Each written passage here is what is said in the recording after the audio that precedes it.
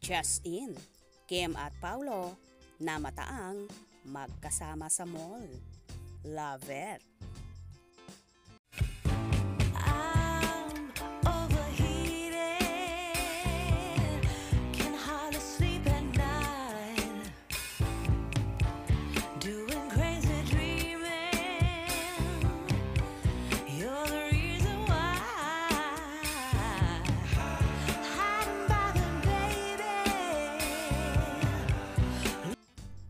OMG! Paniguradong magbubunyi na naman ang tandem ni Kim Chiu at Paulo Avellino or Kim Pao dahil namataang magkasama ang dalawa sa mall.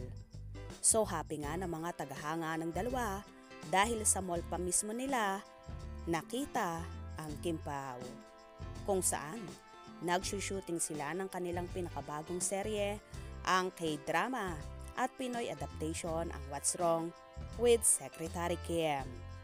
Bagay na bagay talaga ang Kim Pao at for sure, umaapaw ang pakilig na hatid ng serye nilang ito.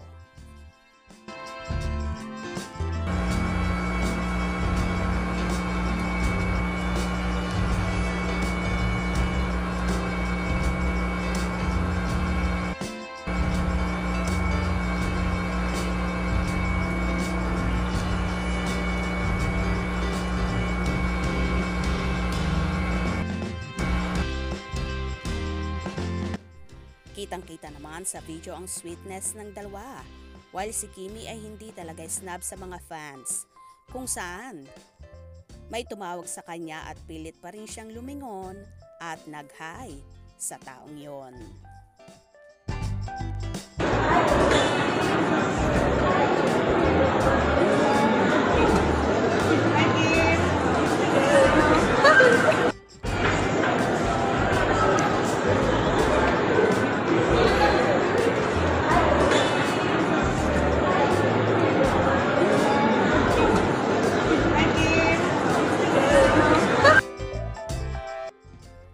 Pareho namang so fresh ng dalawa na kakikitaan mo na parabang in love sila sa isa't isa. Si Chinita Princess parang hindi gaanong ininda ang breakup nila ng ex-jowang si Sian Lim. Nabagkos, siyang naging sexy, gumanda at in fairness, umaapaw ang blessing sa kanya.